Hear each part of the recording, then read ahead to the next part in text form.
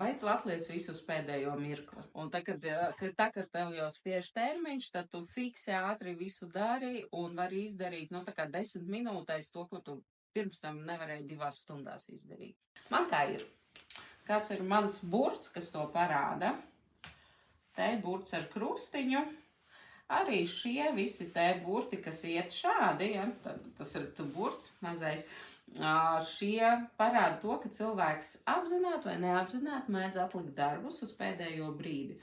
Tautā to vēl arī sauc par prokrastināciju, vai tā ir laba vai slikta īpašība. Es vispār nevērtēju neko ne labs, slikts mērauklā. Kā es uz šo skatos, tā kā man pašai tas piemīt, tad tas pēdējais mirklis ir manu resursu optimizācija.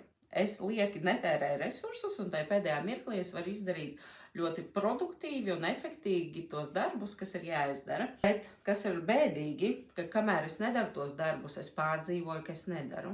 Un tur sanāk tā kā graus sevi visu laiku. Un tad, ko es cenšos darīt, nevis mainīt to, ka es pēdējā brīdī nedarīšu, bet laicīgi, jo tas man nesanāk, es mēģinu tad to brīdi, kamēr es nedaru, nepārdzīvot par to, ka es nedaru, bet uzticēties sev, ka es tāpat visu paspēšu izdarīt un labā kvalitātē. Kā ir tev?